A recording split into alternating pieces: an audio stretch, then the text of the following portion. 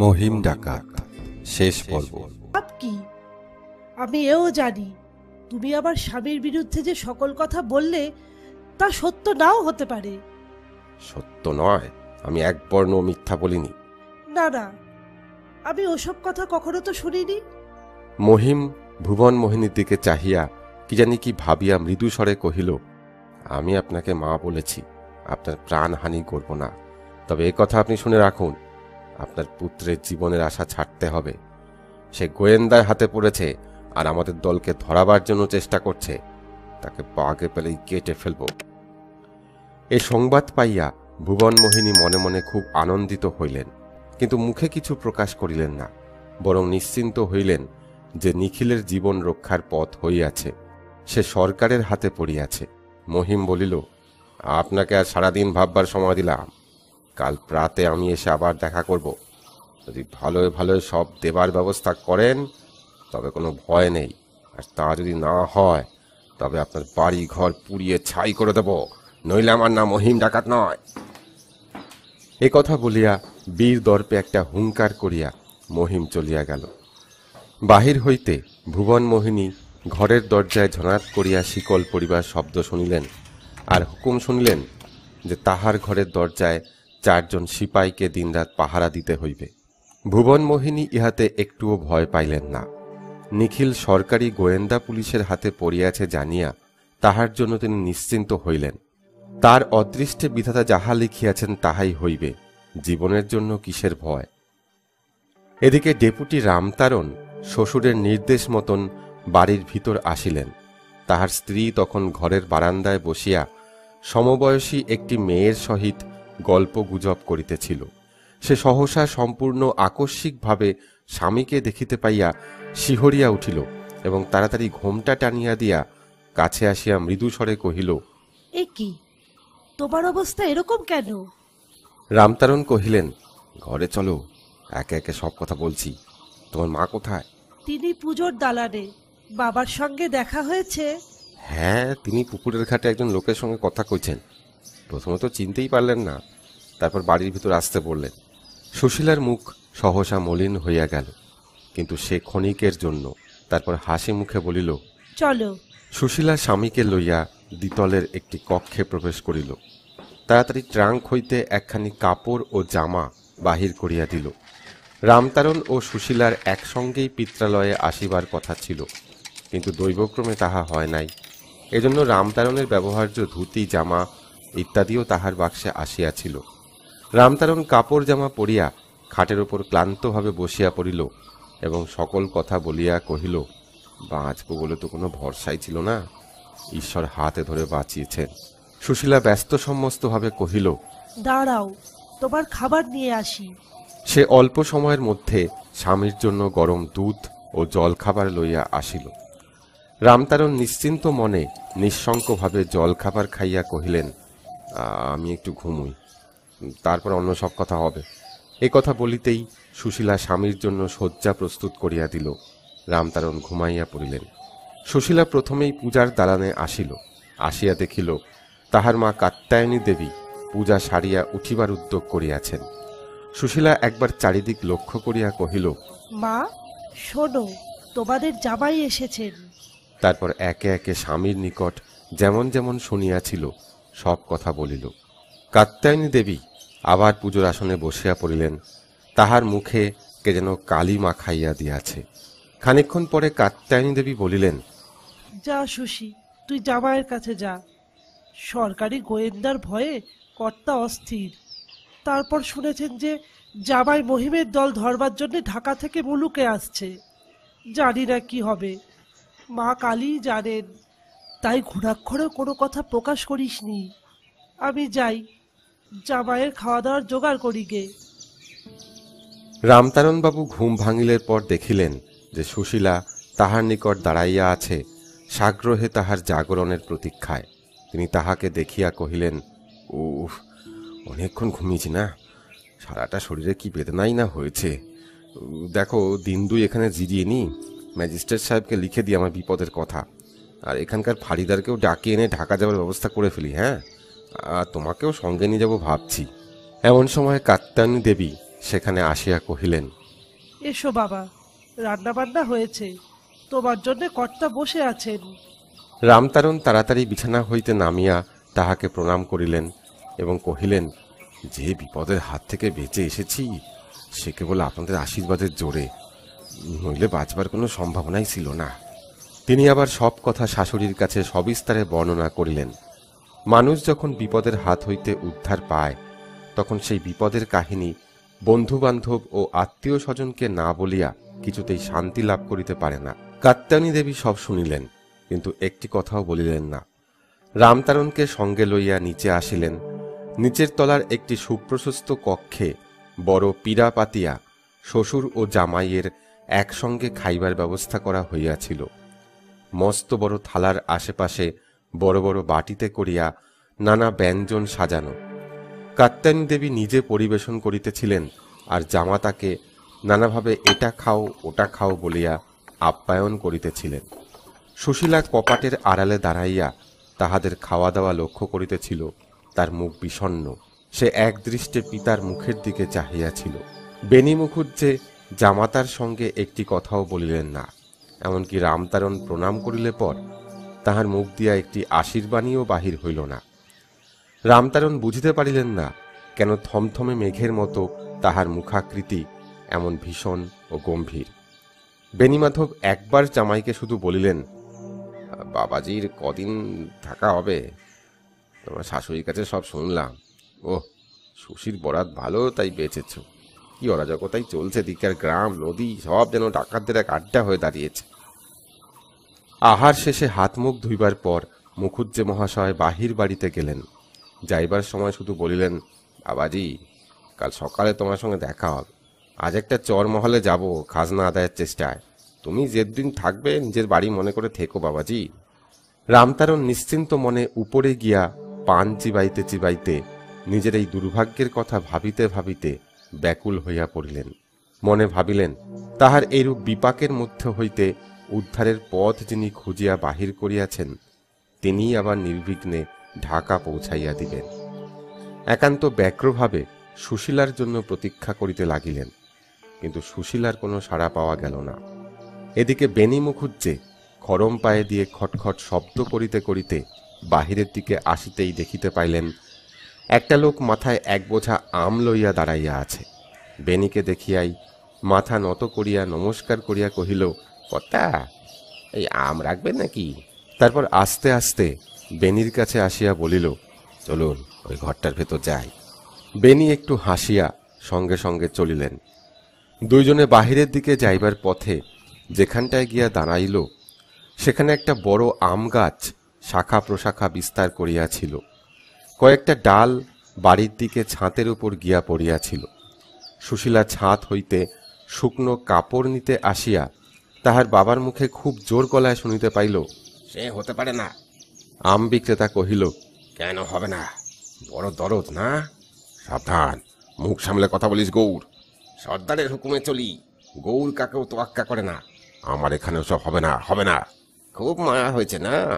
যে আমাদের সর্বনাশ করতে এসেছে তাকে দুধ দিয়ে পুষবে, তবে দলে এসেছিলে কেন? বেনি মুখুজ্জে কহিল, চুপ চুপ, কেউ শুনতে পাবে। সুশীলা এবার পিত্রালয়ে আসিয়া অত্যন্ত বিমর্ষ হইয়া পড়িয়াছিল। তাহার বাবা আগে তো এমন ছিলেন না। সে কাত্যায়নী দেবীর কাছে শুনিল তাহার মানা সত্ত্বেও বেনি মুখুজ্জে পণ্ডিত হইয়াও নিষ্ঠুর পামরদের সঙ্গে মিশিয়াছে। সুশীলা স্বামীকে পত্র দিয়াছে তাহাকে লইয়া যাইবার জন্য, কিন্তু কোনো উত্তর সে পায় নাই। ডাকবাবু হইতে ডাকের পেয়াদা পর্যন্ত ছিল ডাকাতদের অর্থে পুষ্ট। চিঠিপত্র বিলিও তাহাদের ইচ্ছামতোই হইত।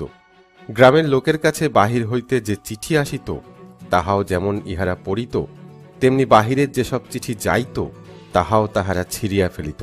কাজেই সুশীলার চিঠি যে রামতারণ পায় নাই তাহাতে আশ্চর্য হইবার কিছুই ছিল না।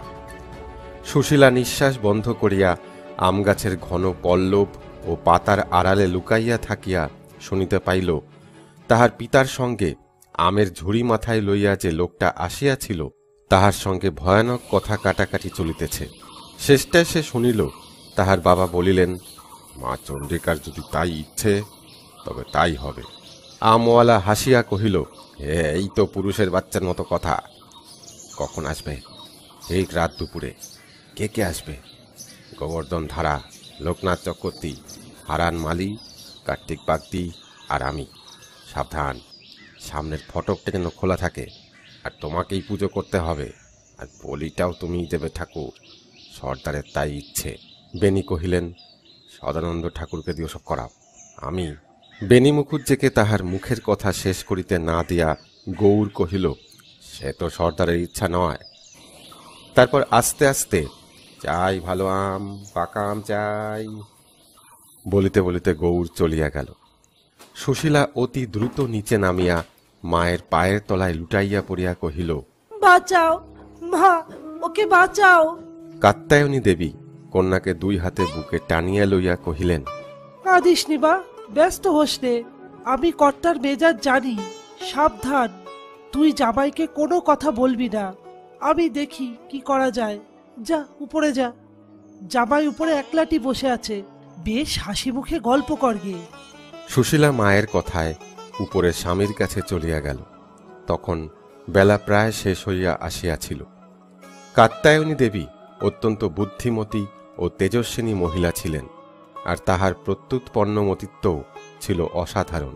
তিনি তাহার বিশ্বস্ত পূজারী কালা ঠাকুরকে ডাকিয়া পাঠাইলেন।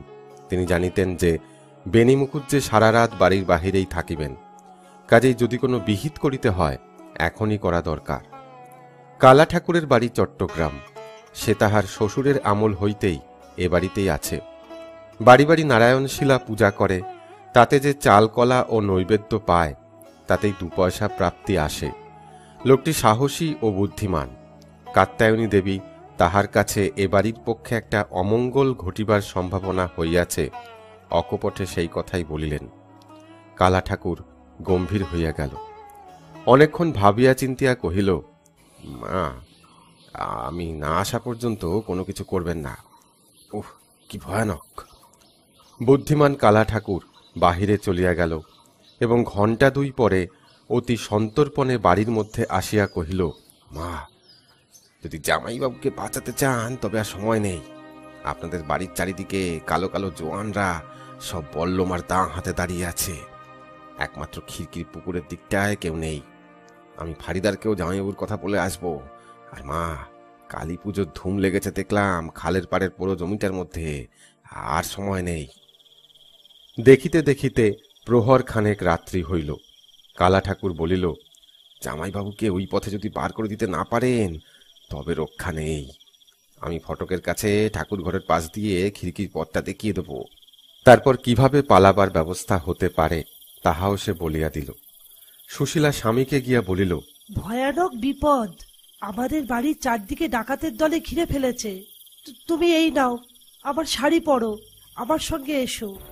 সুশীলার কথায় রামতারণ চমকিয়া উঠিলেন। তাহার মুখ দিয়া একটি কথাও বাহির হইল না। ভয়ে ও বিস্ময়ে তিনি করিয়া বিহ্বলের মতো বসিয়া পড়িলেন। সুশীলা তাহাকে জোর করিয়া দাঁড় করাইয়া নিজের হাতে শাড়ি পরাইয়া দিয়া কহিল, এসো। রামতারণ নীরবে তাহার অনুসরণ করিলেন। বাড়ির পেছনের দিকে আসিতেই দূর হইতে কে যেন বলিয়া উঠিল, এ। সুশীলা বলিল, আমি দাদা, এই যে। কালা ঠাকুর রামতারণের হাত ধরিয়া জঙ্গলের পথ দিয়া টানিয়া লইয়া চলিল এবং মাঠের কাছে আসিয়া চাপা গলায় কহিল, ও পথে নদীর ধার দিয়ে দৌড়ে যান, কোনো দিকে তাকাবেন না। ওই যে দূরে আলো দেখা যাচ্ছে, ওইটা হচ্ছে ফাঁড়ি। ওইখানে যেতে পারলে আর কোনো ভয় নেই। আমি যাই। এই কথা বলিয়া কালা ঠাকুর গভীর জঙ্গলের মধ্য দিয়া ফিরিয়া গেল। রামতারণ ফাঁড়ির পথ লক্ষ্য করিয়া ছুটিয়া চলিলেন। নদীর পাড় দিয়া রামতারণ প্রাণের ভয়ে ছুটিতে লাগিলেন। অজানা পথ, তারপর মাঠের মধ্য দিয়া চলিবার অভ্যাসও তাহার কোনোদিন ছিল না। তবু তিনি অতি দ্রুত ছুটিতে ছুটিতে নদীর পার হইতে অল্প দূরে অবস্থিত ছোট ফাঁড়িটায় আসিয়া পৌঁছিলেন। তার সারা গা ও জামা কাপড় কাঁটায় ছিঁড়িয়া গিয়াছিল। তাহার মাথার উস্কো খুস্কো চুল আর অদ্ভুত পোশাক পরিচ্ছদে তাহাকে একটা পাগলের মতো দেখাইতেছিল। ফাঁড়িটায় মাত্র 3খানা ঘর। বড় ঘরখানার চৌচালা, সম্মুখে একটা বারান্দা, ভিতরে আসবাবপত্র। রামতারণ ঘরের মধ্যে প্রবেশ করিয়া দেখিলেন একজন প্রৌঢ় মুসলমান ভদ্রলোক একখানি চেয়ারের উপর বসিয়া সম্মুখের টেবিলের উপর ঝুঁকিয়া পড়িয়া একটি কেরোসিনের লণ্ঠনের আলোয় কতগুলো কাগজপত্র লইয়া নাড়াচাড়া করিতেছেন। সহসা রামতারণকে দেখিতে পাইয়া ফাঁড়িদার বিস্মিত হইয়া কহিল, তুমি কে? রামতারণ তাহার পরিচয় দিয়া আনুপর্বিক সমস্ত ঘটনা বলিলেন। ফাঁড়িদার উঠিয়া সেলাম করিয়া কহিল, হুজুর, সব তো শুনলাম, কিন্তু আপনাকে আমি বাঁচাতে পারি সে শক্তি তো আমার নেই।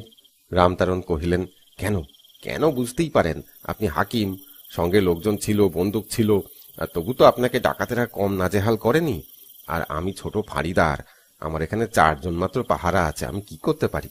আর ওই গ্রামে তার আশেপাশে 40-50 খানা গ্রামের মালিক হচ্ছে বেনি মুখুজ্জে। বেনি মুখুজ্জে পণ্ডিত হয়েও ডাকাতি করে, আর সে হচ্ছে মহিম ডাকাতের সাকরেত। আমি নিজেই তাদের পীড়নের ভয়ে কোনো রকমে দিন কাটাই। আমি আপনাকে কি করে এখানে ঠাঁই দিই বলুন তো? রোজ রাত্রি দুপুরে তারা দল বেঁধে এসে দেখে যায় আমি সরকারে কি রিপোর্ট পাঠাই। প্রাণের দায় আমায় লিখতে হয়, এ তল্লাটে ডাকাতও নেই, ডাকাতিও নেই। আমি আপনাকে যদি আজ ফাঁড়িতে আশ্রয় দিই, তাহলে আপনিও বাঁচবেন না আর আমিও বাঁচব না। এখন বলুন হুজুর, আমি কি করতে পারি? বেনি মুখুজ্জে তাহার নিজের শ্বশুর ডাকাত? রামতারণ এ কথা শুনিয়া চমকিয়া উঠিলেন। সুশীলার বাবা ডাকাত? তবে তিনি একজন দুর্দান্ত দস্যু ডাকাতের মেয়েকে বিবাহ করিয়াছেন? উফ, কি ভীষণ কথা! ভয়ে ও বিস্ময়ে তাহার গায়ের রক্ত যেন জমাট বাঁধিয়া গেল, তাহার সারা শরীর হিম হইয়া গেল। রামতারণের মুখে কে যেন কালি মাখাইয়া দিল। তিনি খানিকক্ষণ নিস্তব্ধ হইয়া রহিলেন, তারপর বলিলেন, সে যা হবার হবে খাঁ সাহেব, আজ আপনি আমাকে এখানে আশ্রয় দিন, পাহারাদারদের সতর্ক থাকতে বলুন।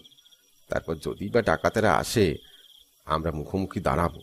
সরকারের কাজে যদি জীবন যায় তো ভালো, ডাকাতদের নির্মূল করতে হবে। রামতারণের কথা শুনিয়া ফাঁড়িদার সন্ত্রস্ত হইয়া কহিল, হুজুর, আমি জোর হাতে বলছি, আপনি এখানে থাকবেন না, আমি আপনাকে আশ্রয় দিতে পারবো না। তাহলে দুজন কি প্রাণ হারাতে হবে? তার চেয়ে বরং আপনি নদীর পার ধরে হেঁটে যান, কোনো জেলে নৌকো বা ডিঙি নৌকো মিলবে, আর তাদের সঙ্গে ওপারে যেতে পারবেন। ওপারে ডাকাতেরা বড় একটা হানা দেয় না। এদের মধ্যে এলাকা ভাগ আছে কিনা? না না, তা হবে না। আমি আজ আর কোথাও যাব না। এই রাত্রিতে অজানা পথে চলবার ক্ষমতা আমার নেই। আপনি এখানে আমাকে একটু আশ্রয় করে দিন। ফাঁড়িদার রামতারণকে কোনরূপেই তাহার সংকল্প হইতে নিরস্ত করিতে না পারিয়া কহিল, হুজুর, তাহলে জেনে রাখুন, কাল সকালে আমরা কেউ বেঁচে থাকবো না। আমাদের রক্তে দুশ্মনেরা হাত রাঙাবে। তবে আপনি আমাদের হাকিম, বড় বিপদে পড়ে এসেছেন, আমার প্রাণ যায় যাক, তবু আপনাকে আশ্রয় দিচ্ছি। কিন্তু জেনে রাখবেন হুজুর, ডাকাতেরা আসবেই এখানে। যদি তারা কোনরূপে টের পায় যে আমি আপনাকে এখানে আশ্রয় দিচ্ছি, তবে বুঝতেই পারছেন পরিণাম। যাক, খোদা দিন দুনিয়ার মালিক, যা হবে হবে। এইরূপ বলিয়া ফাঁড়িদার রামতারণকে লইয়া ভিতরের দিকে প্রবেশ করিল এবং রান্নাঘরের মাচার উপর, যেখানে পাটশলা ও খড়ি ইত্যাদি রক্ষিত ছিল, সেখানে তাহাকে লুকাইয়া রাখিল। তারপর ফাঁড়িদার নিচে আসিয়া অফিস ঘরে কাজকর্মে মন দিল। ওদিকে রাত্রি গভীর হইয়া আসিল। আকাশ মেঘে ঢাকা, ঘোর নিশা, নিবিড় অন্ধকার, পল্লীপথ নিস্তব্ধ। একদল ডাকাত আসিয়া বেনি মুখুজ্জের বাড়িতে মিলিত হইল। মশালের আলোকে চারিদিক আলোকিত। দলের একজন বেনিকে কহিল, বেনি ঠাকুর, তোমার জামাইকে একবার বাইরে এনে দাও, মায়ের কাছে বলি দিয়ে আসি। বেনি মুখুজ্জে হাসিয়া কহিল, আমার জামাই? সে তো বিকেলবেলা চলে গেছে। বিশ্বাস না হয় আমার বাড়ি তল্লাশ করে দেখতে পারো। দুপুরবেলা যে লোকটা আম ফেরি করিতে আসিয়াছিল, সে বলিল, ঠাকুর, বামুন হয়ে তুমি মিছে কথা কইছ? সে কখন গেল? কার ঘাড়ে কটা মাথা আছে? সে বাড়ি থেকে পালাবার পথ পাবে? ডাকাত দল বেনির কথায় বিশ্বাস করিল না।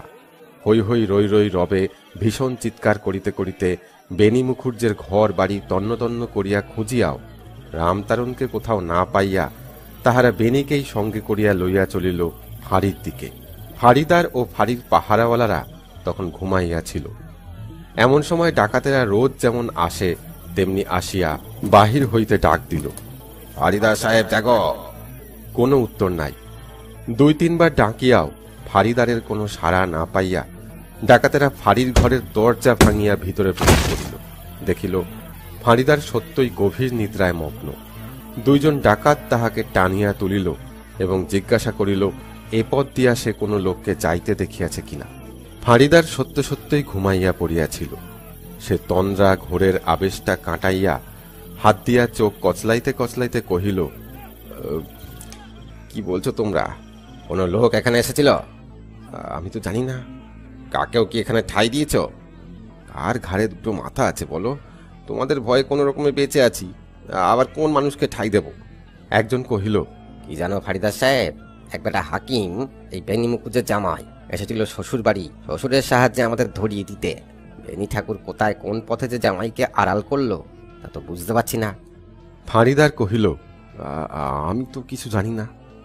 দলের মধ্যে একজন ডাকাত কহিল, সাবধানের মার নেই, একবার ফাঁড়ির ঘরগুলো খোঁজ করে দেখলে হয় না? সকলে যেন রক্তের সন্ধান পাইল। তাহারা হাঁ হাঁ করিয়া উঠিল এবং ফাঁড়ির ঘরগুলো খুঁজিয়া বাহিরের দিকে চলিয়া যাইতে লাগিল, কিন্তু কাহাকেও দেখা গেল না। প্রায় সকলেই বাহির হইয়া গিয়াছে।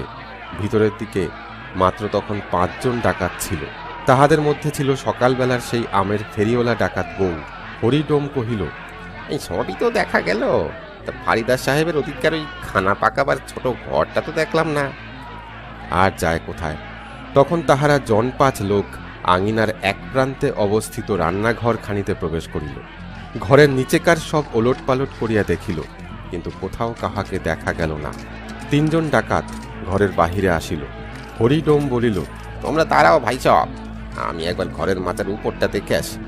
হরি এক লাফে মাচার উপরে উঠিয়া খড়িগুলির এক পাশে, যেখানে রামতারণ চুপ করিয়া বসিয়াছিলেন, সেখানে গিয়া রামতারণকে দেখিতে পাইয়া সোল্লাসে চিৎকার করিয়া বলিল, পেয়েছি রে, মাল পেয়েছি। তাহার মুখ হইতে এই কথা উচ্চারিত হইবার সঙ্গে সঙ্গে আরো 4 জন ডাকাত লাফাইয়া মাচার উপর উঠিল এবং রামতারণকে টানিয়া হিচড়াইয়া নিচে লইয়া আসিল। সঙ্গে সঙ্গে তাহাকে নির্দয়ভাবে প্রহার করিতেও কুণ্ঠিত হইল না। দলের সকলে তখন মহানন্দে জয় মা কালী, জয় মা কালী চিৎকার করিতে লাগিল। রামতারণের হাত পা তাহারা শক্ত দড়ি দিয়া বাঁধিয়া একটা হোগলার মধ্যে পুড়িয়া ওইটি বাঁধিয়া লইয়া পাড়াগায়ে মৃতদেহ শ্মশানে লইবার সময় যেভাবে বাঁধা হয়, সেভাবে উপরে ও নিচে 2টি বাঁশ দিয়া শক্ত করিয়া বাঁধিয়া লইয়া চলিল। ডাকাতের দলের লোকেরা ফাঁড়িদারকেও নানা গালিগালাজ দিয়া কহিল, ফারিদার সাহেব, খুব বদমাইশি শিখেছ। এখন এই লোকটা কোত্থেকে এলো? আমাদের সঙ্গে চালাকি? এই বেটাকে ওপারে নিয়ে জ্যান্ত পুড়িয়ে এসে তোমাকে জ্যান্ত কবর দেবো, দেখাচ্ছি মজা। এই বলিয়া কয়েকজন ডাকাত ফাঁড়িদার সাহেবকেও শক্ত করিয়া বাঁধিয়া রাখিয়া আনন্দে চিৎকার করিতে করিতে মাঠের পথ দিয়া নদীর তীরের দিকে চলিল। পাহারাওয়ালাদের সন্ধান ডাকাতেরা পায় নাই। তাহারা কখন যে কোন পথে পালাইয়াছে সেদিকে ডাকাতেরা বড় একটা খোঁজও করিল না। বেনি মুখুজ্জে দলের সর্দার হইলেও সে আজ ডাকাতদের চোখে হীন হইয়া পড়িল। হরিডোম চিৎকার করিয়া বলিতে লাগিল, বেনি ঠাকুর, তুমি আমাদের দলকে পুলিশের হাতে ধরিয়ে দেবার গোয়েন্দাগিরিটা জামাইয়ের সাহায্যে বেশ ভালোভাবেই করে তুলেছিলে, কিন্তু মা কালীর দয়ায় আমাদের চোখে ধুলো দিতে পারলে না। শোনো ঠাকুর, এবার তোমার সামনে তোমার জামাইকে জ্যান্ত পুড়িয়ে মেরে প্রতিশোধ নেব। কি বলো ভাইরা সব? সকলে একসঙ্গে হাঁ হাঁ করিয়া অট্টহাস্য করিয়া উঠিল। বেনি মুখুজ্জে এতক্ষণ পর্যন্ত একটি কথাও বলেন নাই। এমন যে একটা দুর্ঘটনা ঘটিবে তাহা তিনি অনুমান করেন নাই। তাহার কণ্ঠ যেন বন্ধ হইয়া আসিয়াছিল। বেনি তবু কাতর কণ্ঠে বলিল, যা ইচ্ছা করো ভাই, আমাকে যেতে দাও। আমি অমন দৃশ্য দেখতে পারবো না। এতদিন তোমাদের জন্য সব করেছি, আজ আমার এই অনুরোধটি রাখো। হরি রাগিয়া কহিল, জামাইয়ের জন্য আজ যে খুব দরদ, ভারী দয়াল শ্বশুর। এইসব কথা বলিতে বলিতে তাহারা নদীর তীরে আসিয়া পৌঁছিল। নদীর কিনারায় 2খানি ছিপ নৌকো বাঁধা ছিল। রামতারণকে ডাকাতেরা একখানি ছিপ নৌকায় তুলিয়া লইল এবং কয়েকজন সে নৌকায় রহিল। অন্যান্য ডাকাতেরা আরেকখানি নৌকায় উঠিয়া অতি দ্রুত বেগে নদীর অপর তীর লক্ষ্য করিয়া ছিপ 2খানি ছাড়িয়া দিল। ডাকাতদের ছিপ নৌকো 2খানি অতি দ্রুত অনুকূল স্রোতের বেগে ওপার লক্ষ্য করিয়া ছুটিতে লাগিল। বেনি মুখুজ্জেকে কয়েকজন ডাকাত ঘিরিয়া বসিয়াছিল এবং নানা অকথ্য ভাষায় তাহাকে বিদ্রূপ করিতেছিল। বেনি পণ্ডিত আকাশের দিকে নীরবে চাহিয়াছিলেন এবং ভাবিতেছিলেন অদৃষ্ট লিপি। লোকে তাহাকে বিশ্বাস করে, পণ্ডিত বলিয়াই জানে। সমাজে তাহার মান ও প্রতিপত্তি কিছুই কম নহে, তবু কেন তার এমন কুমতি হইল? এখন তাঁরই দোষে তার জামাতার এমন দুর্দশা। ছিপ বেগে চলিতে লাগিল। তাহাদের লক্ষ্যস্থল 3 ক্রোশ দূরের একটি পল্লী। সে পল্লীটির নাম ছিল মুন্ডমালা। সেই মুন্ডমালা গ্রাম অনেক দিন পদ্মার গ্রাসে পড়িয়া ধ্বংস হইয়াছে। মুন্ডমালাতে ছিলেন ডাকাতদের আরাধ্যা দেবী নৃমুণ্ড মালিনী।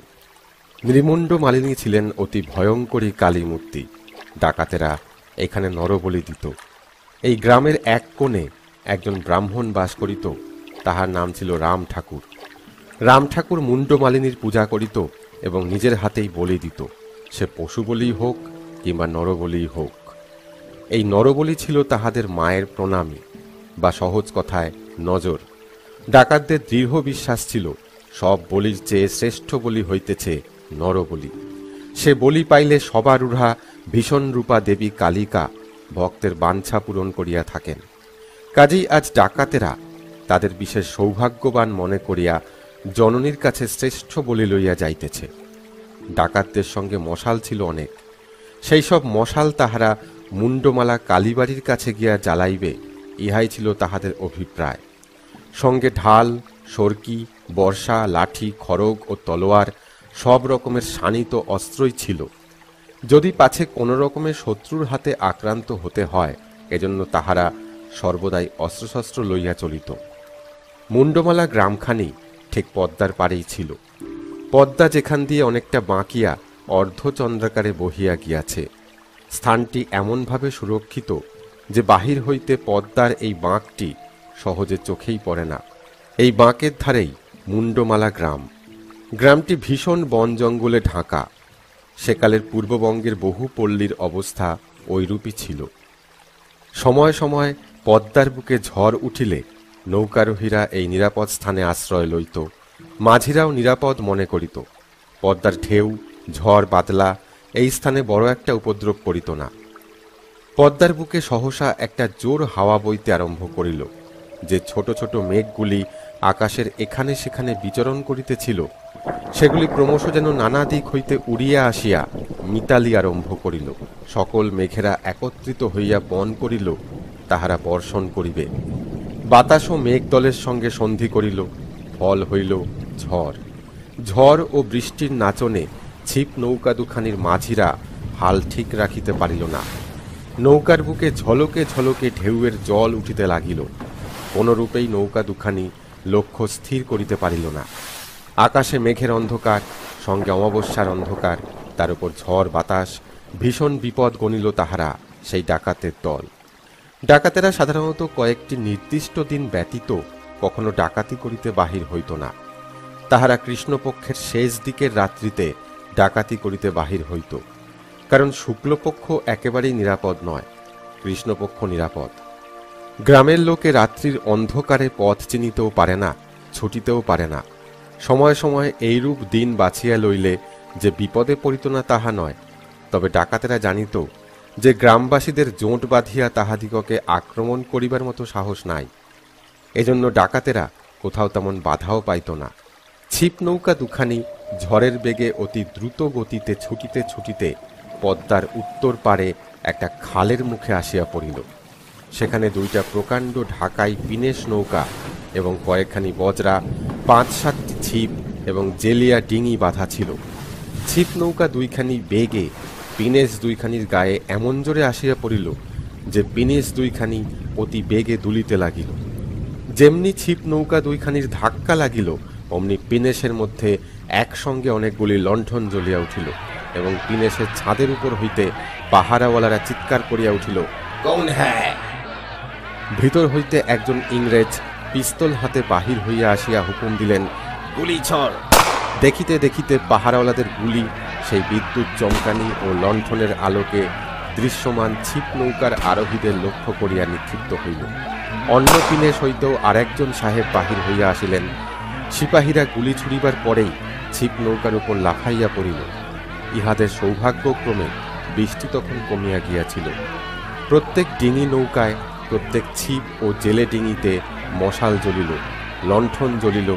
লাঠি হাতে, বন্দুক হাতে প্রায় 100 সিপাহী ও প্রহরী ছিপ নৌকা দুইখানিকে চারিদিক হইতে ঘিরিয়া ফেলিল। ডাকাতেরা এমন অতর্কিত বিপদ ঘটিবে বলিয়া পূর্বে কোনরূপ আশঙ্কা করিতে পারে নাই। কাজেই তাহারা হঠাৎ কিছুই করিয়া উঠিতে পারিল না। কেহ খালে ঝাঁপাইয়া পড়িল, কেহ বা তীরে উঠিবার চেষ্টা করিল, কিন্তু এমনই তাহাদের মধ্যে একটা আতঙ্কের সৃষ্টি হইয়াছিল যে ডাকাতেরা একেবারে হতভম্ব হইয়া পড়িয়াছিল। ওদিকে সাহেবের হুকুমে যাহারা পারে উঠিয়াছিল তাহাদিগকে লক্ষ্য করিয়া গুলি করায় অনেকেই আহত অবস্থায় পড়িয়া গেল। তাহাদের তৎক্ষণাৎ শক্ত করিয়া হাত পা বাঁধিয়া ছিপ নৌকায় রাখা হইল। বেনি মুখুজ্জে নৌকার নিচে রামতারণকে যেখানে হোগলা মুড়ি দিয়া রাখা হইয়াছিল সেখানকার মাচার নিচে পড়িয়াছিলেন। দুই পিনিশ হইতে দুইজন ইংরাজ দুই ছিপ নৌকাতে লাফাইয়া পড়িলেন। হঠাৎ দুইজন ডাকাত দুই দিক হইতে দুইটা বর্ষা লইয়া তাহাদিগকে আক্রমণ করিবার উদ্যোগ করিতেই সাহেবরা নিমেষ মধ্যে তাহাদের হাত ও পা লক্ষ্য করিয়া পিস্তল ছুড়িলেন। পলক মধ্যে ডাকাত দুইজন নৌকার উপর ধপাস করিয়া পড়িয়া গেল। নৌকার চারিদিক ওলট পালট করিতেই বেনি মুখুজ্জেকে মাচার নিচ হইতে টানিয়া বাহির করা হইল। বেনি ভয়ে কাঠ হইয়া গিয়াছিলেন। তাহার মুখ দিয়া একটি কথাও বাহির হইতেছিল না, তিনি কাঁপিতেছিলেন। রামতারণের হোগলামোড়া দেহটাকে লক্ষ্য করিয়া সাহেব সিপাহীদিগকে জিজ্ঞাসা করিলেন, মাই গড, হোয়াট ইজ দিস? কোন চিজ হ্যাঁ? একজন সিপাহী বলিল, হুজুর, লাগতা তো হ্যাঁ মুর্দা হ্যাঁ, হুকুম হোনে সে পানি মে। সাহেব গর্জিয়া কহিলেন, নো নেহি, কবি নেহি, উসকো খোল দেও। মৃতদেহ স্পর্শ করিবার ভয়ে সিপাহীরা পিছু হটিয়া আসিল। এমন সময় ক্ষীণ কণ্ঠে রামতারণ কহিলেন, I am Ramtaran sir, I am not dead. সাহেবরা চমকিয়া উঠিলেন। ছুরির সাহায্যে অতি দ্রুত দড়ির বাঁধন কাটিয়া ফেলিলেন। তখন সাহেবদের একজন আনন্দে চিৎকার করিয়া কহিলেন, ও গড, ও রামতারণ। রামতারণের সর্বাঙ্গ ক্ষতবিক্ষত, প্রহারের চিহ্ন সুস্পষ্ট, গায়ে স্থানে স্থানে কালশিরা ফুটিয়া বাহির হইয়াছে, তাহার সারা শরীরে রক্তের দাগ, চোখ বসিয়া গিয়াছে। সাহেব ও সিপাহীরা তাড়াতাড়ি ধরাধরি করিয়া তাহাকে পিনেসে লইয়া প্রাথমিক চিকিৎসা আরম্ভ করিলেন। বেনি মুখুজ্জেকেও হাতে পায়ে বাঁধিয়া ডাকাতদের যে ছিপ নৌকায় ফেলিয়া রাখা হইয়াছিল সেখানে প্রহরী বেষ্টিত অবস্থায় রাখা হইল। রামতারণ সাহেবের যত্নে ও সেবা শুশ্রূষায় এবং এইভাবে জীবন রক্ষা পাওয়ায় নিজেকে অত্যন্ত সৌভাগ্যবান মনে করিতেছিলেন। তিনি প্রথমটায় প্রহারে অচৈতন্য হইয়া পড়িয়াছিলেন। নদীর শীতল বাতাসে তাহার জ্ঞান হইলে ডাকাতদের সব কথা শুনিয়া তাহার মন ভয়ে ও বিস্ময়ে অভিভূত হইয়া পড়িল। প্রত্যুষে দুধ, চা ও সুপথ্য পাইয়া এবং বলকারী ঔষধ সেবন করিয়া রামতারণ শরীরে একটু শক্তি অনুভব করিতেছিলেন। সাহেবরা পাইপ টানিতে টানিতে একে একে ডাকাতদের দেখিয়া লইলেন এবং সঙ্গের দারোগাদের আদেশ দিলেন প্রত্যেকের পরিচয় ও ইতিহাস জানিয়া লইতে। পাছে ডাকাতদের দলের লোকে ধরা পড়ার সংবাদে দল বাঁধিয়া আসিয়া অন্য ডাকাতরা আক্রমণ করে, সেজন্য ঢাকায় লোক পাঠানো হইল আরও 100 সিপাহীকে বন্দুকসহ সোনার দেউলের পথে পাঠাইবার জন্য। পুলিশ সাহেব ও ম্যাজিস্ট্রেট সাহেব তাহাদের পিনেসে বেনি মুখুজ্জেকে লইয়া আসিলেন এবং রামতারণকে বলিলেন, তুমি এ লোকটা কি বলে আমাদের বলো। রামতারণ বেনি মুখুজ্জের দিকে চাহিয়া সক্রোধে বলিল, আপনিও ডাকাত? বেনি কহিলেন, কর্মফল বাবা, কর্মফল। পুলিশ সাহেব তাহার কর্কশ কণ্ঠস্বর শুনিয়া তাড়াতাড়ি বেনির হাত ধরিয়া একটা ঝাঁকানি দিয়া কহিলেন, তুমি চুপ করো, বড়া বজ্জার ডাকো আছো তুমি। রামতারণ সাহেবের দিকে চাহিয়া মৃদু অথচ করুণ স্বরে ব্যথিতভাবে কহিলেন, my father in law sir. What? Magistrate পাইপটা সজোরে টানিয়া প্রচুর ধূম উদ্গীরণ করিয়া বলিলেন, what you say Banerjee? Ramtaran আবার ক্ষীণ স্বরে বলিলেন, my father in law sir. সাহেব দুইজন উচ্চ হাস্যে চারিদিকে একটি ব্যঙ্গের আবহাওয়া সৃষ্টি করিয়া রামতারণের স্বর অনুকরণ করিয়া বলিয়া উঠিলেন, my father in law sir. তোমার ফাদার ইন ল কথাটার মানে কি? তখন রামতারণ বেনি ডাকাতের সহিত তাহার সত্যকার সম্বন্ধের কথা বলিলেন এবং তাহার কি কি ঘটিয়াছিল এবং কেমন করিয়া উদ্ধার পাইয়া শ্বশুরবাড়ি গিয়া আশ্রয় পাইয়াছিলেন সে কথাও বলিলেন এবং ইহাও বলিলেন যে একমাত্র তাহার স্ত্রীর বুদ্ধিগুণেই বাঁচিতে পারিয়াছেন। এ ব্যক্তি তাহার শ্বশুর হইয়াও তাহাকে মারিয়া ফেলিবার জন্য উদ্যোগ আয়োজন করিয়াছিল। সাহেবেরা শুনিয়া অত্যন্ত উত্তেজিত হইয়া উঠিলেন এবং বেনিকে লাঞ্ছনার একশেষ করিলেন। বেনি একটি কথাও বলিলেন না। প্রহার চলিল, অন্যরূপ নির্যাতনও চলিল, শুধু মুখে সেই তাহার একই কথা, সব কর্মফল। অন্য বন্দী ডাকাতেরা নির্যাতিত হইয়া একে একে অনেক কথা বলিয়া ফেলিল। সাহেবেরা পরদিন সোনার দেউলের দিকে অগ্রসর হইলেন। এই ডাকাত দল ধরা পড়ায় তাহারা বাস্তবিকই খুব উৎসাহিত হইয়া পড়িয়াছিলেন। রামতারণ সাহেবদের বলিলেন, যেভাবেই হোক এই ডাকাত দলকে উচ্ছেদ করতেই হবে স্যার। বোধহয় আমার শ্বশুরের বাড়ি খোঁজ করলে অনেক জিনিস পাওয়া যাবে। পরের দিনটি বেশ ভালো ছিল। তাহারা প্রথমে মুন্ডমালা গ্রামে গিয়া পূজারী ঠাকুরকে গ্রেপ্তার করিলেন এবং মন্দিরের সুড়ঙ্গ ও অন্যান্য স্থান হইতে বহু লুণ্ঠিত দ্রব্য এবং ইতস্তত বিক্ষিপ্ত অবস্থায় অসংখ্য নরমুণ্ড উদ্ধার করিলেন। সঙ্গে সঙ্গে সদরে ও যেসব গ্রামে থানা ও ফাঁড়ি ছিল সেখানকার দারোগা ও ফাঁড়িদারদেরও সংবাদ দেওয়া হইল। 2 দিন পরে তাহারা ফাঁড়িদারকে উদ্ধার করিয়া সোনার দেউলে আসিয়া পৌঁছিলেন। ঢাকা সদর হইতে স্টিম লঞ্চে কমিশনার সাহেবও আসিয়া পদ্মার পারে লঞ্চখানি নোঙর করিয়া রাখিলেন। তাহার সঙ্গেও বন্দুকধারী সিপাহী ও কয়েকজন ইংরেজ সৈন্যও ছিল। বেনির হাত পা লোহার শিকলে বাঁধিয়া তাহাকে তাহার বাড়িতে নিয়ে উপস্থিত করিলে বাড়ির মধ্যে কান্নার রোল পড়িল। রামতারণও সাহেবদের সঙ্গে আসিলেন এবং শাশুড়িকে বলিলেন, বিপদে ধৈর্য হারাবেন না, যদি বাঁচতে চান তাহলে সব কথা সাহেবের কাছে বলুন। শাশুড়ি কাঁদিতে কাঁদিতে বলিলেন, বাবা, তুমি যা ভালো বোঝো করো। রামতারণ বিরক্তির সুরে কহিলেন, আমি কি ভালো বুঝবো বলুন? শ্বশুর মশাই তোমাকে কালীর কাছে বলি দেওয়ার জন্য প্রস্তুত ছিলেন। আমি কি জানতাম যে ডাকাতের মেয়েকে বিয়ে করেছি? জানো বাবা, আমি তাকে অনেক বিরতি করেও এ পাপ পথ থেকে ফেরাতে পারিনি। এখন তুমি যা ভালো বোঝো করো তোমার শ্বশুরকে। রামতারণ কয়েক হাত পিছু হটিয়া কহিলেন, শ্বশুরকে বাঁচাবো? খনিকে বাঁচাবো? এমন পাপীকে বাঁচালে দেশ অধঃপাতে যাবে। তারপর সুশীলাকে কহিলেন, পাকে পদ্মফুল হয়, আমি জীবনে এই প্রথম প্রত্যক্ষ করলাম। তোমার জন্যই আমি পালাতে পেরেছিলাম, কিন্তু তারপর যে যে ঘটনা ঘটিয়াছিল তাহা বলিলে সুশীলা কাঁদিয়া ফেলিল এবং বলিল, তোমার জীবন যে রক্ষা পেয়েছে এই আমার সবচেয়ে বড় কথা। তুমি আমাকে আজই এই পাপপুরি হতে নিয়ে চলো। আমি একদিনের জন্যও এই বাড়িতে থাকবো না। আর কথা বলা হইল না। সাহেবরা সদল বলে বীর পদভরে আসিয়া পুলিশ, সিপাহী এবং বহু লোকজন সহ বাড়ির মধ্যে প্রবেশ করিলেন। বেনি মুখুজ্জেকে প্রহরীরা সঙ্গে লইয়া আসিয়াছিল। বাহিরের লোকজনের ভীষণ চিৎকার শোনা গেল, পণ্ডিত ডাকাত ধরা পড়েছে রে, আরে পণ্ডিত ডাকাত ধরা পড়েছে, চল চল। কমিশনার সাহেব সকালবেলা বন্দুক হাতে নদীর মধ্যে চড়ার বুকে নানা জাতীয় শিকারের পাখি দেখিতে পাইয়া ছোট বোটখানিতে চড়িয়া এক শিকারী কুকুর ও একজন আর্দালিকে সঙ্গে করিয়া বাহির হইয়া পড়িলেন। ইংরাজ জাত চুপ করিয়া বসিয়া থাকিতে জানে না। সাহেব চলিয়া গেলে পর ছোট একখানি ডিঙি নৌকো জাহাজখানির গায়ে আসিয়া লাগিল। ডিঙির মধ্যে 2 জন লোক ছিল। একজন লোক পিছনের গলুইয়ে বসিয়া নৌকার হাল ধরিয়াছিল, আর একজন আস্তে আস্তে স্রোতের দিকে বৈঠাখানি নাড়িতেছিল। নৌকাখানি অল্প সময়ের মধ্যেই স্টিমারের গায়ে আসিয়া লাগিল। 2 জনেরই লম্বা দাড়ি, কাঁধে একখানি লাল রঙের গামছা, মাথায় তেল মাখা নোংরা টুপি। নৌকাখানি লঞ্চের গায়ে লাগামাত্র জাহাজের সারেং ও খালাসিরা আসিয়া পাটাতনের উপর দাঁড়াইয়া জিজ্ঞাসা করিল, কি ব্যস্ত আইছো মিয়া ভাইরা? আইগা আন্ডা, মুরগি আর মাছ। এই বলিয়া এক ঝুড়ি মুরগির ডিম, এক ঝুড়ি হাঁসের ডিম নৌকোর সামনে আনিয়া উপস্থিত করিল।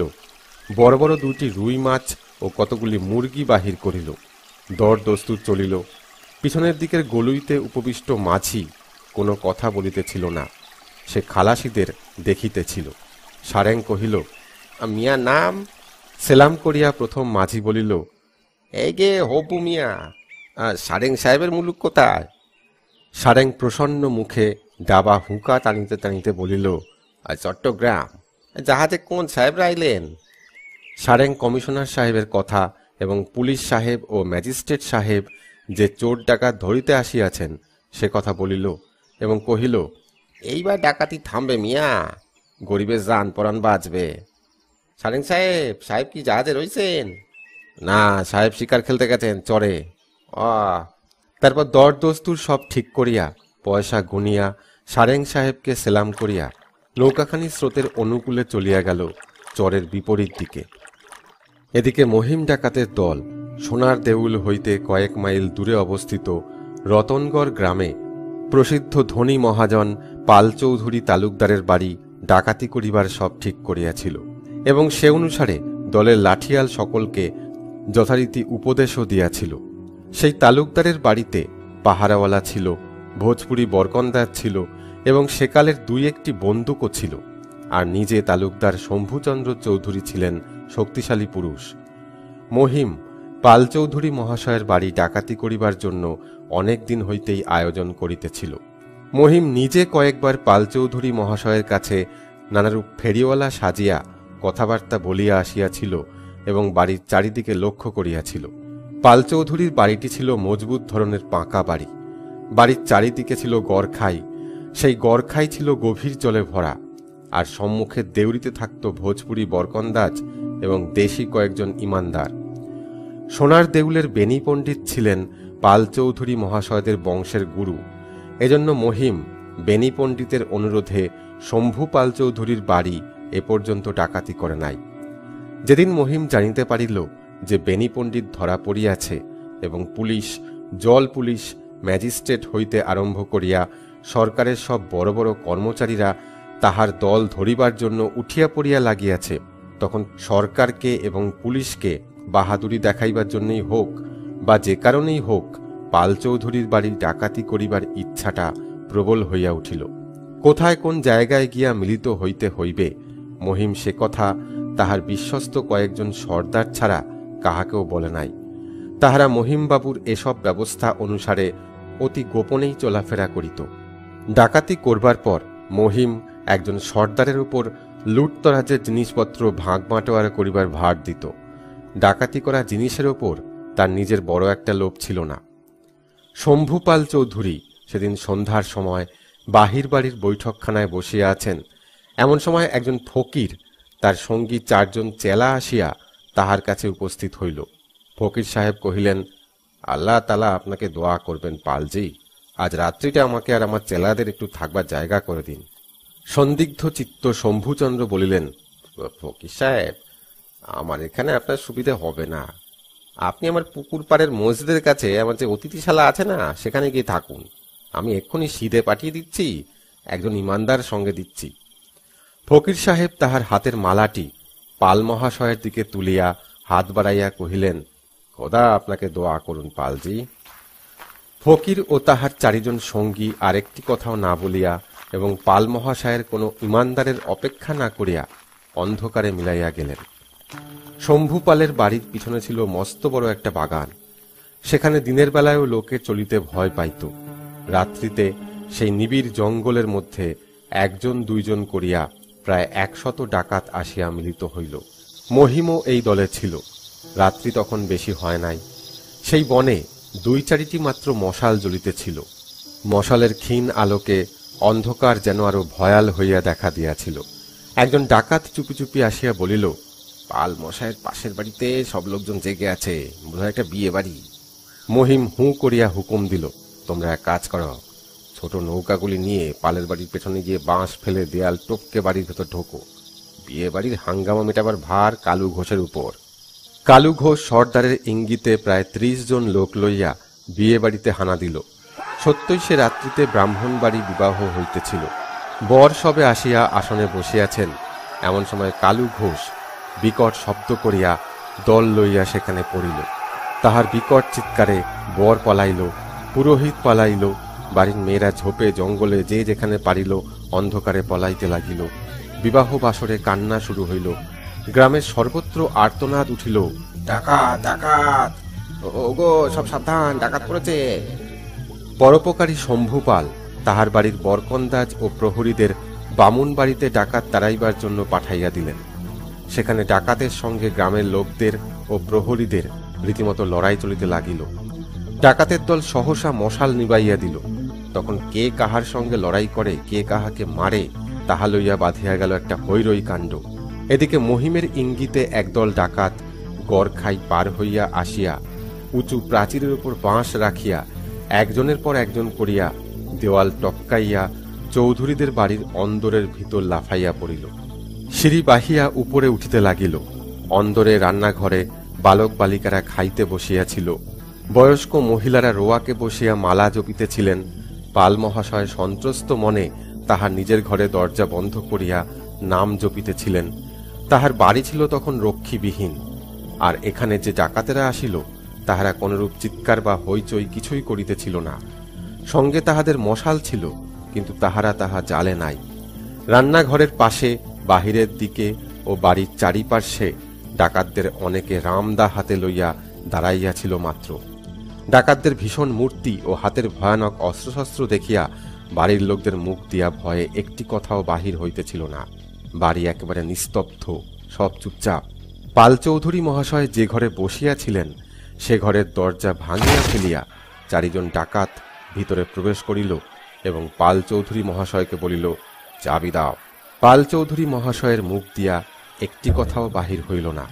তিনি ভয়ে কাঁপিতেছিলেন এবং বিনা দ্বিধায় চারিজন ডাকাতদের মধ্যে যে ব্যক্তি বিশেষ বলিষ্ঠ ও দীর্ঘকায়, সে হাত পাতিয়া চাবিটি লইল ও লোহার সিন্দুক খুলিয়া টাকা ভরা প্রায় 15-20টি থলি লোকজনের হাতে দিয়া তাহাদিগকে বাহিরে যাইতে ইঙ্গিত করিল। লোক 3 জন চলিয়া গেলে পর আবার 4 জন ভীষণাকৃতি ডাকাত আসিয়া পাল চৌধুরী মহাশয়কে ধরিয়া শক্ত করিয়া বাঁধিয়া ফেলিল এবং সেই দীর্ঘকায় ব্যক্তির ইঙ্গিতে অমানসিকভাবে প্রহার ও নির্যাতন করিতে ছাড়িল না। এমন সময় বাহিরে ভীষণ চিৎকার, হইচই, শব্দ শোনা যাইতে লাগিল। মশালের দীপ্তিতে চারিদিক আলোকিত হইয়া উঠিয়াছিল। দুই পক্ষে হাতাহাতি, লাঠালাঠি চলিল, কিন্তু বাড়ির বরকন্দাজেরা ডাকাতদের হাতে আহত হইয়া তাহাদের আর বাধা দিতে পারিল না। ডাকাতেরা নির্বিঘ্নে সর্বস্ব লুণ্ঠন করিয়া নিশ্চিন্ত মনে গ্রাম্য পথে চলিয়া গেল। সেই দীর্ঘকায় পুরুষটি পাল মহাশয়কে ঐরূপ অবস্থায় রাখিয়া যেমনি দরজা দিয়া বাহির হইতে যাইবে, এমন সময় দেখিল দরজার সম্মুখে পিস্তল হাতে ফকির সাহেব দাঁড়াইয়া আছেন। দীর্ঘকায় পুরুষটি হা হা করিয়া অট্টহাস্য করিয়া বলিল, ফকির সাহেব, তুমি? তারপর পলক মধ্যে মশাল জ্বালিয়া একটা ফকিরের দিকে আর একটা ঘরের ভিতরকার বিছানাপত্র লেপ তোষকের দিকে ছুড়িয়া ফেলিল। ফকির সাহেবের মাথার উপর একটা বাঁশের সঙ্গে দড়িতে বাঁধা কতগুলি লেপ তোষক ভরা ছালা ঝুলিতেছিল। দপ করিয়া সেগুলি জ্বলিয়া উঠিল। নামিবার সিঁড়ির কাছে দাউ দাউ করিয়া আগুন জ্বলিতে লাগিল। দেখিতে দেখিতে সারা ঘরে আগুন ছড়াইয়া পড়িল। ফকির সাহেব একটুমাত্র বিচলিত হইলেন না। তিনি নিজ হস্তে দীর্ঘকায় লোকটিকে লক্ষ্য করিয়া পিস্তল ছুড়িলেন, কিন্তু কে বা কাহাকে? বেনি মুখুজ্জের বাড়ি তন্নতন্ন করিয়া অনুসন্ধানের ফলে অনেকগুলি প্রয়োজনীয় কাগজপত্র ও ডাকাতদের আড্ডার বিবরণ পাওয়া গেল। রামতারণ শ্বশুরবাড়ির খানা তল্লাশিতে অত্যধিক আগ্রহ প্রকাশ করিয়া বাড়ির বাসনপত্র, বাক্স, প্যাটরা তাহার স্ত্রী সুশীলা ও শাশুড়ির নির্দেশ অনুসারে বাড়ির সর্বত্র অনুসন্ধান করিয়া একটা ডোবার মধ্য হইতে অনেকগুলি বড় বড় সিন্দুক পাইল। সেগুলির ভিতর হইতে বাহির হইল কয়েকটি নরকঙ্কাল। বেনি পণ্ডিত ধরা পড়িয়াছে, এই সংবাদ লোকের মুখে মুখে ছড়াইয়া পড়ার ফলে নানা গ্রাম হইতে লোকজন আসিয়া তামাশা দেখিতেছিল। হাতকড়া পরা ও শৃঙ্খলাবদ্ধভাবে বেনি পণ্ডিত নিজের বাড়িতে বন্দী অবস্থায় প্রহরী বেষ্টিত হইয়া মলিন মুখে বসিয়াছিলেন। চিড়িয়াখানার বন্দী ব্যাঘ্র ও সিংহের খাঁচার সামনে দাঁড়াইয়া মানুষ যেমন ভীতভাবে সেই ভয়ঙ্কর হিংস্র জন্তুর গতিবিধি লক্ষ্য করে, তেমনি গ্রামের লোকেরা পণ্ডিত নামধারী এই দুর্দান্ত দস্যুর নরহত্যার কাহিনী ও অসংখ্য ডাকাতির বিবরণ শুনিতেছিল ও ভয়ে শিহরিয়া উঠিতেছিল। রামতারণ একটি কাগজের পুটলির মধ্য হইতে পাইলেন জেলার মানচিত্র এবং কোথায় কোথায় ডাকাতদের আড্ডা আছে তাহার বিবরণ ও সর্দারদের নাম এবং কিভাবে কোন কোন পথে কোথায় যাইতে হয় তাহার নিশানা। মহিম ডাকাতের প্রধান আড্ডা হইতেছে লোহারগড় গ্রাম। সে গ্রাম সোনার দেউল হইতে বহুদূর, কোথাও স্থলপথে, কোথাও জলপথে সেখানে যাইতে হয়। বিভিন্ন ডাকাত দলের সর্দারদের সেইখানে লুণ্ঠনজাত দ্রব্যাদি পাঠাইতে হইত। বেনি পণ্ডিত যে টাকা, সোনা, রূপা, অলঙ্কার, তৈজসপত্র সেখানে পাঠাইয়াছে, নিজের অংশের ভাগ রাখিয়া সেই সব বিবরণ ও হিসাবপত্রেই পাওয়া গেল। আর পাওয়া গেল বন্দীদের কাহারো কাহারো পরিচয়, যাহাদের এখনও জীবিত রাখা হইয়াছে ভাবী লাভের প্রত্যাশায়। ধৃত ব্যক্তিদের আত্মীয় স্বজনদের নিকট সংবাদ পাঠানো হইত, এবং তাহারা যদি অবস্থা অনুযায়ী 10,000, 5,000 টাকার বিনিময়ে মুক্ত করিতে অগ্রসর হইত, তবে ওইসব বন্দীদিগকে মুক্তি দেওয়া হইত। এইরূপ কয়েকখানি চিঠি পাঠাইবার ভার পড়িয়াছিল বেনি পণ্ডিতের উপর। বেনি পণ্ডিত শিক্ষিত মানুষ, প্রতিবৎসর তাহার মহিমকে হিসাব নিকাশ বুঝাইয়া দিতে হইত। কাজেই প্রত্যেকটি ব্যাপারের খুঁটিনাটি হিসাব ও বিবরণ মহিমের দলভুক্ত প্রত্যেক সর্দারের ব্যাপারে লিখিয়া রাখিতে হইত। এইসব কাগজপত্র তারপর ডাকাতি করিবার নির্দেশপত্র হইতে বেনি কিরূপভাবে কোথায় কোথায় ডাকাতি করিয়াছিল তাহার সুস্পষ্ট বিবরণ পাওয়ায় রামতারণ, ম্যাজিস্ট্রেট সাহেব ও পুলিশ সাহেব অতিমাত্রায় পুলকিত হইয়া উঠিলেন। রামতারণ সহ তাহারা বন্দী বেনিকে লইয়া নদীর দিকে রওনা হইলেন। একসময় যাহারা বেনি পণ্ডিতের ভয়ে মুখ ফুটিয়া কোনো কথা বলিতে সাহসী হইত না, সেই নিরীহ নির্যাতিত ব্যক্তিরা আজ দলে দলে এ অঞ্চলে কোথায় কোথায় ডাকাতি হইয়াছিল এবং বেনির অত্যাচার কাহিনী আজ সকলকে সবিস্তারে বলিতে লাগিল। পুলিশ সাহেব এইরূপভাবে সাফল্য লাভের জন্য আনন্দে পাইপ ধরাইয়া জোরে টানিতে লাগিলেন। ম্যাজিস্ট্রেট আনন্দে রামতারণের পিঠ চাপড়াইয়া বলিলেন, হ্যালো মাই ব্রেভ বয়। ইহারা পরম যত্নে পালকিতে করিয়া সুশীলাকে সঙ্গে লইয়া আসিলেন। সুশীলার মাতা আসিলেন বন্দিনী অবস্থায়, তবে তাহার প্রতি কোনরূপ অসম্মান প্রদর্শন করা হইল না, বরং সম্ভ্রান্ত মহিলার প্রতি যেরূপ সম্মান প্রদর্শন করা আবশ্যক, ঠিক সেইরূপভাবে তাহাকে আনিয়া একখানি স্বতন্ত্র নৌকায় তাহার নিজের একজন দাসী সহ রাখা হইল। তবে নৌকার উপর রহিল পুলিশ প্রহরা। পুলিশ সাহেব, ম্যাজিস্ট্রেট সাহেব ও রামতারণ ডেপুটি একটি বড় বজরার উপর 3খানি চেয়ারে বসিয়া হৃষ্ট মনে মানচিত্র খুলিয়া ডাকাতদের আড্ডাগুলির স্থান নির্দেশ করিতেছেন। এমন সময় একজন দারোগা আসিয়া বলিলেন, হুজুর, রতনগড়ের শম্ভু পাল চৌধুরীর বাড়ি কাল রাত্রে যে ডাকাতি হয়েছিল সে ডাকাত দল ধরা পড়েছে। আগে এক ফকির সাহেব ডাকাতদের কয়জনকে গ্রেপ্তার করে নিয়ে আসছেন। হুজুর, বুড়ো ফকিরের কিন্তু খুব কেরামতি আছে। ম্যাজিস্ট্রেট সাহেব ও পুলিশ সাহেব এবং রামতারণ এই সংবাদে আনন্দে লাফাইয়া উঠিলেন।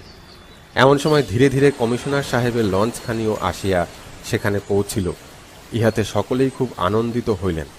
পরস্পরের আদর আপ্যায়ন ও সাদর সম্ভাষণাদির পর ম্যাজিস্ট্রেট সাহেব ও পুলিশ সাহেব কিভাবে রামতারণকে উদ্ধার করিতে পারিয়াছিলেন সে সংবাদ বলিলে পর কমিশনার সাহেব সজোরে রামতারণের সহিত করমর্দন করিয়া কহিলেন, গড ব্লেস ইউ মাই বয়।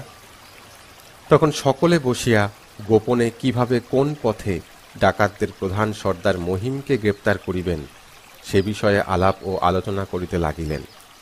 শম্ভু পাল চৌধুরীর বাড়ির ডাকাতির পরের কথা বলিতেছি। মুরগির আন্ডা ও মাছ বিক্রেতা যে দুইজন মাঝির সঙ্গে পূর্বে পরিচয় হইয়াছিল, যে মাঝি পিছনের গলুইতে বসিয়া হাল ধরিয়াছিল, সে নৌকাখানিকে সম্মুখে উপবিষ্ট মাঝির নির্দেশ মতো একটি খালের মধ্য দিয়া লইয়া গেলে পর একটা জঙ্গলের কাছে পৌঁছিলে সেই লোকটি নৌকা ভিড়াইতে কহিল। মাঝি নৌকা ভিড়াইলে ওই লোকটি পারে নামিয়া কহিল, মিয়া সাহেব সালাম, এ নাও ভাই তোমার মজুরি। এইরূপ কহিয়া একটি টাকা তাহার দিকে ছুড়িয়া ফেলিয়া চলিয়া গেল।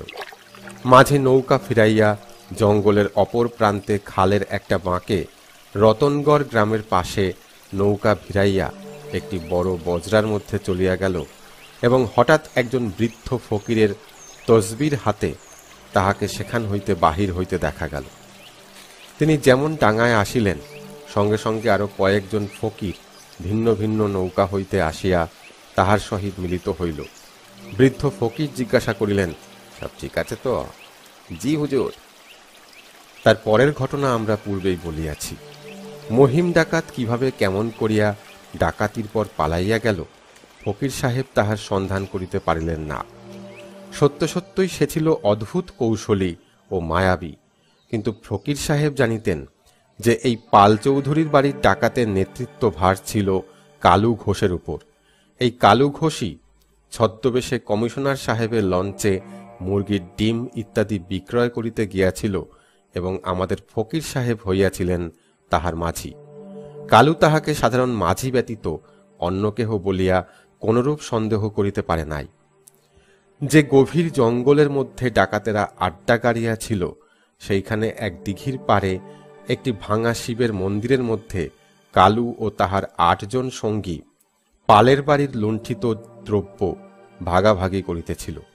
কিন্তু তাহারা বুঝিতে পারে নাই যে সেই নিবিড় অন্ধকারের মধ্য দিয়াও ফকির সাহেবের দল 2 ভাগে বিভক্ত হইয়া একদল মহিমের অনুসরণ করিতেছিল, আর একদল কালু ঘোষের পশ্চাৎ পশ্চাৎ ছুটিয়াছিল অত্যন্ত গোপন, একান্ত ও অলক্ষ্যে।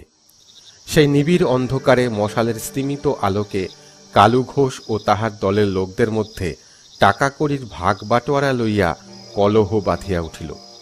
কেহই কালুর নির্দিষ্ট ভাগে সন্তুষ্ট হইল না, ফলে পরস্পরের মধ্যে বেশ ঝগড়া বাঁধিয়া উঠিল। কালু কহিল, ভৈরব, নিজেদের মধ্যে ঝগড়া করে কি ভালো? আজ পালের বাড়ি ডাকাতিতে আমি না থাকলে কি করতে তোমরা? আমি কিছু মোহর, সোনা, নগদ টাকা নিশ্চয়ই বেশি নেব। ভৈরব লাফাইয়া কহিল, সে কিছুতেই হবে না। আমরা জান দেব আর মালের বেলা কিছু পাবো না। যদি সমান ভাগ না করো তবে মারবো তোমার মাথা লাঠি। মহেশ বাগদি, ষষ্ঠী বাগদি, গোপাল মুখুজ্জে, ভীম ভুইমালি সকলেই ভৈরবের সুরের সুর মিলাইয়া লাঠি তুলিয়া কালু ঘোষকে মারিবার জন্য উদ্যত হইল। কালু ঘোষ সাহসী ও শক্তিশালী, সেও লাঠি ধরিল। তাহারা পরস্পর যখন এইরূপভাবে মারামারি করিতে উদ্যত হইয়াছে, ঠিক সেই সময়ে তাহাদের অজ্ঞাতে 1 2 জন করিয়া প্রায় 30 জন লোক তাহাদিগকে যে ঘিরিয়া ফেলিয়াছে সেদিকে কেহই লক্ষ্য করে নাই। সহসা মশালের দীপ্ত আলোকে চারিদিক উদ্ভাসিত হইয়া উঠিল এবং বাঁশি বাজিল। বাঁশির শব্দে কালু ঘোষের দল চমকিয়া উঠিল। তাহারা কি করিবে কিছুই স্থির করিতে পারিতেছিল না। এমন সময় বন্দুক গর্জিয়া উঠিল। কালু ও তাহার দলের 8 জন লোক পায়ের গোড়ালিতে আঘাত পাইয়া মাটিতে পড়িয়া গেল। কালু ঘোষের দল ধৃত হইলে পর তাহাদের সকলকে পদ্মার তীরবর্তী লঞ্চের মধ্যে কমিশনার ও ম্যাজিস্ট্রেট সাহেব এবং পুলিশ সাহেবের কাছে আনা হইল। তাহাদিগকে কড়া পাহারায় বন্দী অবস্থায় রাখা হইল। নির্যাতনের মধ্যে পড়িয়া কালু ঘোষ প্রভৃতি দলের সব কথা প্রকাশ করিয়া ফেলিল। কালীকান্তের এই কৃতকার্যতার জন্য সে হইল অশেষ ধন্যবাদের পাত্র। কিন্তু কোথায় গেল দলের সর্দার ও পরিচালক মহিম? কালীকান্ত বলিলেন, এইবার আমাদের তাকে ধরতেই হবে। পুলিশ সাহেব, ম্যাজিস্ট্রেট সাহেব ও কমিশনার প্রভৃতি সকলেই তাহার প্রস্তাবে সম্মত হইলেন এবং বলিলেন, বারবার আমাদের উপর কলিকাতা হইতে টম্বি আসছে, কাজে এই ডাকাতদের নিঃশেষ করতেই হবে কালীকান্ত। স্টিমারের ওপর দরবার বসিল। কালীকান্ত পরমানন্দ ঘোষ ও বেনি পণ্ডিতের কাছ হইতে এবং দলু ও দলের অন্য লোকদের কাছ হইতে মহিম ডাকাতের প্রধান আড্ডার যে সংবাদ পাইয়াছিল সে কথা সাহেবদের বুঝাইয়া বলিলেন। ইংরেজ জাতি ভাবপ্রবণ নয়, কল্পনাপ্রবণও নয়। তাহারা কোনো কাজের ভার লইলে সে কাজ করিতে প্রাণ দিতেও কুণ্ঠাবোধ করে না। কমিশনার সাহেব মানচিত্র দেখিলেন। বেনি পণ্ডিতকে বলিলেন, দেখো পণ্ডিতজি, তুমি যেসব কটা বলবে সাজ বলবে, তবে তোমাকে ছেড়ে দেবে। ম্যাজিস্ট্রেট কালু ঘোষকে বলিলেন, বলো তোমাদের সর্দার কোটা আছে? পুলিশ সাহেব গর্জন করিয়া বলিলেন, জলদি বলো ম্যান, ডাকো, ডাকু কা ডেরা কাহা হ্যায়। এইরূপ নানারূপ তর্ক আলোচনার পর স্টিমার ছাড়িয়া দেওয়া হইল। পদ্মার বুকে তরঙ্গ সৃষ্টি করিয়া স্টিমার চলিতে লাগিল। বেনি পণ্ডিতের নির্দেশ মতো প্রথমত চলিল ঢোল সমুদ্রের দিকে। পদ্মা, আড়িয়াল খা, কুমার নদীর পথে কোথায় কতদূর যাইতে হইবে লোহাগড়ের দিকে, সে বিষয় লইয়া সারেঙের সহিত পরামর্শ করা হইল। পথ দেখাইয়া লইয়া যাইবার ভার পড়িল সোনার দেউলের ফাঁড়িদার কালু ঘোষ ও বেনি পণ্ডিতের উপর। বেনি পণ্ডিত রামতারণকে কহিলেন, বাবা, জীবনে অনেক পাপ করেছি, তার ফল তো হাতে হাতে পেলাম। তুমিও সুশীলা সুখে থাকো। আমার আর একটি অনুরোধ যে আমার ব্রাহ্মণীর প্রতি যেন কোনো অত্যাচার না হয়, সে সম্পূর্ণ নির্দোষ। রামতারণ বেনিকে বলিলেন, আপনি যদি মহিমের প্রধান আড্ডা লোহারগড়ে আমাদের নিরাপদে পথ দেখিয়ে পৌঁছে দেন, তবে আপনি যাতে মুক্ত হন সে আমি সাহেবদের বলবো। আর আমায় পাপে ডুবিও না বাবা, আমি বাঁচতে চাই না, আমি বিশ্বাসঘাতক হব না। পুলিশ সাহেব বলিলেন, কি বলছে দুষ্ট ডাকু? রামতারণ বেনির কথা বুঝাইয়া বলিবা মাত্রই সাহেবেরা ক্রোধে জ্বলিয়া উঠিলেন এবং তাহার প্রতি অমানুষিক নির্যাতন চলিল। বেনি প্রথমে কিছুই বলিতে চাহিলেন না, কিন্তু অবশেষে তিনি মহিমের জীবনের সব ইতিহাস এবং কিভাবে কোথায় কোথায় তাহার অধীনস্থ এই সব বিভিন্ন দল ডাকাতি করিয়াছে তাহার বর্ণনা করিলেন। তারপর করুণ সুরে বলিলেন, আমায় মেরো না। কালু ঘোষ প্রভৃতি ভয়ে কাঁপিতে কাঁপিতে সকলেই মহিমের সন্ধান বলিয়া দিল। 4-5 দিন জলপথে নানাদিক ঘুরিয়া কুমার নদীর তীরে এক নিভৃত জঙ্গলের ধারে স্টিমার, বজরা ও নৌকাগুলি নোঙর করিল। সেখানে একটা বিরাট বটগাছ শাখা প্রশাখায় চারিদিকে ছাইয়া রহিয়াছে। সম্মুখে প্রকাণ্ড বিল, নানা জাতীয় বেলে হাঁস ও পাখি সেখানে স্বচ্ছন্দে বিচরণ করিতেছিল। বেনি বলিল, এইখানে হতে 10 ক্রোশ দূরে লোহারগড়, সেখানে নৌকো যাবে না, স্টিমার তো যাবেই না, শুধু ছিপ নৌকো চলবে। কমিশনার সাহেব দেখিলেন তাহারা যেখানে আসিয়াছেন সেখানে কাছাকাছি কোনো গ্রাম নাই। অতি দূরে দূরে বিলের পাড়ে 2-1টি মাত্র গ্রাম দেখা যায়। গাছপালাগুলি কালো আবছায়ার মতো চোখে পড়িতেছে। ফরিদপুর জেলার এই বিখ্যাত বিল অঞ্চল সে সময় দস্যু ডাকাতের বাসভূমি ছিল। কত নির্দোষ নৌকা যাত্রী, কত অসহায় পথিক এই পথে প্রবাস হইতে ফিরিবার সময় কিংবা কোনো প্রয়োজনে যাতায়াত করিতে গিয়া প্রাণ দিয়াছে, তাহার সীমা সংখ্যা নাই। সঙ্গের দারোগাদের উপর পড়িল ছিপ নৌকা ও লোকজন সংগ্রহের ভার। বেনি পণ্ডিত এবং কালু দস্যু প্রভৃতি ডাকাত সর্দাররা কোথায় কোথায় নৌকো মিলিতে পারে সে সন্ধান বলিয়া দিল। 4-5 দিনের মধ্যেই প্রায় 20-25 খানা ছিপ নৌকো সংগ্রহ হইল। বিলের পথে যতদূর অগ্রসর হওয়া সম্ভব স্টিমার ও বজরা ইত্যাদিও ততদূরই চলিল। ছিপ নৌকোতে 100 সশস্ত্র সিপাহী, দারোগা ও কালীকান্ত প্রভৃতি ছিল। কমিশনার সাহেব শুধু স্টিমারে রহিলেন। পুলিশ সাহেব ও ম্যাজিস্ট্রেট সাহেবও সেই সঙ্গে চলিলেন। সঙ্গে চলিল পথপ্রদর্শক হয়ে বেনি পণ্ডিত ও কালু ঘোষ। কালীকান্ত একখানি খুব ছোট নৌকাতে তাহার 4 জন সঙ্গী সহ বাউলের বেশে চলিলেন সকলের আগে আগে। পথে কোনো বিপদ ঘটিল না। যাহাদের সহিত দেখা হইয়াছিল তারা ছিল নিরীহ চাষি ও জেলের দল। তাহারা ভয়ে ভয়ে এক বিরাট বাহিনীর অভিযান দেখিতেছিল। তাহারা অনেকেই লোহাগড়ের পথও বলিয়া দিল। অবশেষে তাহারা লোহাগড়ের কাছে আসিয়া পৌঁছিলেন। লোহাগড়ের চারিদিক বেরিয়া দুর্ভেদ্য জঙ্গল ও পরিখা।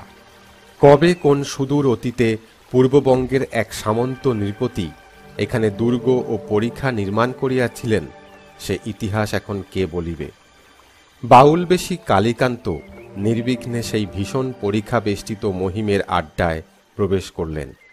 সেখানকার চারিদিকের বিরাট দৃশ্য, সাজসজ্জা, মন্দির ইত্যাদি দেখিয়া তিনি বিস্মিত হইলেন।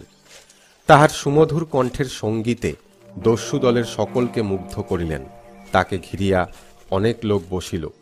সুচতুর কালীকান্ত সেই সময় দেখিতে পাইলেন দ্বিতলের একটি ঘরে জানালার পাশে একজন প্রৌঢ়া মহিলা দাঁড়াইয়া আছেন এবং তিনি অনিমেষ নয়নে তাহাদের দিকেই চাহিয়া আছেন। ডাকাত দলের অনেকেই বাউলকে পয়সা দিল, খাদ্যদ্রব্য দিল এবং সেখানেই প্রসাদ খাইবার জন্য অনুরোধ করিল। কালীকান্ত প্রসাদ গ্রহণ করিতে অস্বীকার করিয়া কহিলেন, নানা গ্রামে যেতে হবে কর্তারা। বাউলবেশী কালীকান্ত সবিস্ময়ে দেখিলেন এখানকার সকলেরই দেহ বলিষ্ঠ, ব্যায়ামপুষ্ট শরীর। বাহিরের অঙ্গনের পরেই একটা বিরাট প্রাচীর। জমিদার বাড়ির মতোই সেরেস্তা, আমলা, কর্মচারী, দারোয়ান, বরকন্দাজ, সিপাই, শান্ত্রী সব রহিয়াছে। মহিমের দল গড়িবার এবং তাহা পরিচালনা করিবার শক্তি যে অসাধারণ তাহা এখানে বেশ স্পষ্ট বোঝা গেল। বাউলের দল বাহিরে আসিয়া জঙ্গলের পথ দিয়া খানিকটা আসিবার পরই তাহারা দেখিল যে তাহাদিগকে ঘেরাও করিয়া কতগুলি লোক দাঁড়াইয়া আছে। তাহাদের মধ্যে একজন দীর্ঘকায় বলিষ্ঠ লোক বজ্রগম্ভীর স্বরে কহিল, ফকির সাহেব, বাউলের দল গড়লে কবে? ফকির বলিলেন, যেদিন থেকে মহিমের পেছনে ঘুরছি। পেয়েছ মহিমকে? পেতে পারি। উচ্চ হাস্যে চারিদিক ধ্বনিত করিয়া সেই লোকটি বলিল, বেশ। তারপর মুহূর্ত মধ্যে তাহার ইঙ্গিতে তাহার সঙ্গের লোকগুলি বাউলের দলকে ঘিরিয়া ফেলিল। নির্ভীক কালীকান্ত পলক মধ্যে বাঁশি বাজাইলেন। সঙ্গে সঙ্গে সশস্ত্র সিপাহীর দল জঙ্গলের মধ্য হইতে বাহির হইয়া আসিল। লোকগুলি হঠাৎ কি যে করিবে তাহা ঠাহর করিতে পারিতেছিল না। তাহারা সিপাহীদের হাতে বন্দী হইল। বাউল বলিলেন, ওই লোকটাকে আগে বন্দি করো। কিন্তু কোথায় সে লোক? কেহ তো কোথাও নাই। পুলিশ ও সিপাহীর দলকে লইয়া কালীকান্ত মহিমের বিরাট আড্ডা বাড়ির দিকে অগ্রসর হইলেন। তিনি বিস্মিত হইলেন, কেমন করিয়া ওই লোকটি অন্তর্হিত হইল। ম্যাজিস্ট্রেট সাহেব ও পুলিশ সাহেব কয়েকজন সশস্ত্র প্রহরী সহ একটি ছোট খালের পাড়ে আসিলেন। সাহেবদের সঙ্গে দারোগাও নৌকার খোঁজ করিতেছিলেন। এমন সময় দেখিতে পাইলেন, দুখানি ছোট জেলে নৌকায় দুইজন জেলে মাছের চুপড়ি লইয়া বিলের অভিমুখে চলিয়াছে। এই খালটি বিলের মধ্য গিয়া পড়িয়াছে। দারোগা ও সাহেব দুইজন ইঙ্গিত করিবা মাত্রই নৌকা দুইখানি তীরে ভিড়িল। সাহেব দুইজন একখানি নৌকায় ও দারোগা অপর একখানি নৌকায় উঠিলেন। জেলেরা তাহাদের পার করিয়া দিল। পুলিশ সাহেব সন্তুষ্ট মনে পকেট হইতে 5টি টাকা জেলে নৌকার ডিঙির পাটাতনের উপর ফেলিয়া দিলেন। তারপর সে নীরব বনপথ বুটের পদাঘাতে প্রতিধ্বনিত করিয়া দুর্গ বাড়ির কাছে আসিলেন। কালীকান্তের দল পূর্বেই বাড়ির মধ্যে প্রবেশ করিয়াছিল। কিন্তু একই চারিদিকে একটা নিস্তব্ধ ভাব। লোকজন কেহ কোথাও আছে বলিয়া মনে হইল না। কেহ তাহাদের বাধাও দিতে আসিল না। সুচতুর গোয়েন্দা বুঝিলেন যে উহারা পূর্ব হইতেই পলায়নের জন্য প্রস্তুত ছিল এবং তাহারা যে ডাকাতদের অনুসরণ করিয়াছে তাহাও তাদের অজ্ঞাত নাই। শুধু যে মহিলাটিকে তাহারা বন্দিনী অবস্থায় দেখিয়াছিলেন, দেখিলেন তিনি তেমনি মলিন মুখে তখনও জানলার গড়াত ধরিয়া অনিমেষ নয়নে তাহাদের দিকেই চাহিয়া আছেন। ম্যাজিস্ট্রেট সাহেব বললেন, ফার্স্ট রেস্কিউ হার। পুলিশ সাহেব সিপাহী, কনস্টেবল এবং চৌকিদার ও দারোগাদের কয়েকটি ভাগে ভাগ করিয়া দুর্গবাড়ির বাহিরে ও ভিতরের সর্বত্র ডাকাতদের খোঁজ করিতে লাগিলেন। কিন্তু এ যেন রূপকথার ঘুমন্ত পুরী, কেহ কোথাও নাই। ওদিকে কালীকান্ত ও তাহার সঙ্গী কয়েকজন তালা ভাঙিয়া বন্দিনী মহিলাকে উদ্ধার করিলেন। তিনি চিৎকার করিয়া উঠিয়া বলিলেন, আপনারা কে? আপনারাও কি ডাকাত? কালীকান্ত মহিলার শীর্ণ দেহ ও মলিন মুখ দেখিয়া বলিলেন, না মা, আমরা পুলিশের লোক। আমরা আপনাকে উদ্ধার করতে এসেছি। আপনি আসুন আমাদের সঙ্গে। আপনি কি নিখিলের মা? ভুবন মোহিনী সেই প্রস্তরময় মেঝের ওপর অশ্রুসিক্ত নয়নে লুটাইয়া পড়িয়া কহিলেন, আবার নিখিল কি বেঁচে আছে? হ্যাঁ, আমরা তাকে উদ্ধার করেছি। সে ঢাকা শহরে সম্পূর্ণ নিরাপদে আছে। বাড়ুজ্জে বসাই? তাকেও আমরা উদ্ধার করেছি। তার অবস্থা অবশ্য সংকটাপন্ন। ভুবন মোহিনীকে কালীকান্ত সযত্নে সঙ্গে করিয়া আনিলেন এবং একটি ঘরের মধ্যে বসিতে কহিলেন এবং 4 জন প্রহরীকে তাহার রক্ষণাবেক্ষণের জন্য রাখিয়া দিলেন। তাহারা ভুবন মোহিনীকে ঘরে রাখিয়া বাহিরে আসিয়াছেন, তখনই শুনিতে পাইলেন বন্দুক ও পিস্তলের শব্দ। কালীকান্ত ব্যাকুলভাবে সেদিকে ছুটিলেন। এদিকে পুলিশ সাহেব ও ম্যাজিস্ট্রেট সাহেব সেই দুর্গবাড়ির পিছনে আসিয়া দেখিতে পাইলেন সেখানে প্রাচীরের গায়ে একটি দরজা।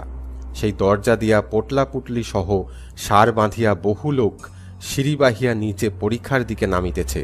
পরীক্ষার মধ্যে গভীর জল। পরীক্ষাটি বেশ প্রশস্ত এবং জলজ উদ্ভিদ মুক্ত। নির্মল কালো জলে কালো ঢেউ নাচিতেছে। কতগুলি নৌকা অতি দ্রুত দ্বার বাহিয়া অনেক দূরে চলিয়া গিয়াছে। বাকি যাহারা নৌকাতে উঠিতে গিয়াও পারে নাই, তাহাদিগকে পুলিশের দল আক্রমণ করিল। উভয় দলে বাঁধিল ভীষণ সংঘর্ষ। ডাকাতদের যে কয়টি বন্দুক ছিল তাহা ছুড়িতে লাগিল, কিন্তু এতগুলি সশস্ত্র প্রহরীর সঙ্গে সিপাহীদের সঙ্গে তাহারা পারিবে কিরূপে? পুলিশ সাহেব ও ম্যাজিস্ট্রেট সাহেবের হুকুমে গুলি চলিল। ম্যাজিস্ট্রেট সাহেব বলিলেন, কাহাকেও প্রাণে মেরো না, শুধু পায়ে জখম করো। কিন্তু সর্বত্র তাহা সম্ভব হয় নাই। দস্যুদের কেহ কেহ মারা পড়িল, তবে আহতই হইল বেশি। যাহারা নৌকায় করিয়া পালাইয়াছিল তাহাদিগকে অনুসরণ করা সম্ভব হইল না। ডাকাতদের আড্ডা তন্ন তন্ন করিয়া অনুসন্ধান করিয়া পাওয়া গেল টাকা, মোহর, সোনা, রূপা ও অসংখ্য তৈজসপত্র। 3-4 দিন পর্যন্ত ওইখানে থাকিয়া সাহেবেরা সে বাড়িঘরের নকশা করিলেন, যে যে জিনিস পাওয়া গিয়াছিল তাহার তালিকা প্রস্তুত করিলেন। খাদ্যদ্রব্য প্রচুর পরিমাণে সঞ্চিত ছিল, ভাঁড়ারে সোনা ও রূপার থালা বাসন ছিল অপর্যাপ্ত। একটা সুড়ঙ্গের মধ্যে ঢুকিয়া তাহারা দেখিলেন সেখানে স্তূপীকৃত নরকঙ্কাল আর এক ভীষণা কালী মূর্তি। সেখানে প্রতি শনি ও মঙ্গলবারে নিয়মিতভাবে নরবলি হইত। ডাকাতেরা ডাকাতি করিবার পূর্বে সেখানে মিলিত হইয়া কালী পূজা করিয়া ডাকাতি করিতে বাহির হইত। কি ভয়ঙ্কর! সাহেবেরা শিহরিয়া উঠিলেন। কোম্পানির আমলে যে এমন দুর্বৃত্ত ডাকাত থাকিতে পারে ও দেশের এমন শোচনীয় অবস্থা হইতে পারে, তাহা সাহেবদের কাছে ছিল কল্পনার অতীত। তাহারা সম্পূর্ণ নিরাপদে দলবল সহ লোহাগড়স্থিত মহিমের আড্ডা বাড়িতে 50 জন সিপাহী রাখিয়া ঢাকার দিকে চলিয়া গেলেন। ঢাকা শহরে দীর্ঘকাল ধরিয়া ডাকাতদের বিচার হইল। ব্রজবল্লভ পাল, গোসাইচরণ, পরমানন্দ ঘোষ প্রভৃতি সকলেই দণ্ডিত হইল। বেনি পণ্ডিত প্রভৃতি দস্যুদলের সর্দারদের সকলেরই যাবজ্জীবন দ্বীপান্তর হইল। অন্যান্য ডাকাতদের অপরাধ অনুযায়ী কঠোর দণ্ড হইল। পুলিশ সাহেব কালীকান্তকে কহিলেন, well Kalikanta, where is your Mahim dacoit man? তোমার মহিম ডাকু কোটা আছে? সে তো আপনারাই জানেন স্যার। What do mean? আগে আপনাদের ঘাট পার করে দিয়েছিল কে? টু ফিশারম্যান, দোটো আদমি জেলিয়া। আগে সেই ফিশারম্যানরাই হচ্ছে মহিম ও তার সঙ্গী ভৈরব ডাকাত। সাহেবেরা চমকাইয়া কহিলেন, how is it? How do know that? তুমি জানে কি করে? আগে কালু ঘোষও আপনাদের সঙ্গেই ছিল, তার কাছে শুনলাম। Brave boy, really Mahim is a clever man, just like our Robin Hood. Kailash Barujje মহাশয় আরোগ্য হইলেন বটে, কিন্তু চিরদিনের জন্য পঙ্গু হইয়াই রহিলেন। নিখিল ও ভুবন মোহিনী ঢাকা শহরে রহিয়া গেলেন। এখানেই নিখিলের শিক্ষা আরম্ভ হইল। পরবর্তী জীবনে নিখিল একজন গণ্যমান্য ব্যক্তিরূপে পরিচিত হইয়াছিল। সে যজিয়তি করিয়া ধনসম্পদ ও সম্মান লাভ করিয়া দেশহিতৈষী রূপে যশ লাভ করিয়াছিল, আর মঙ্গলী তাহাকে এক দূর আত্মীয়ের হাতেই সমর্পণ করা হইয়াছিল। গভর্নমেন্ট তাহার ব্যয়ভার বহন করিয়াছিলেন এবং পরে সরকারি ব্যয়ে তাহার উপযুক্ত শিক্ষিত পাত্রে বিবাহ দেওয়াও হইয়াছিল।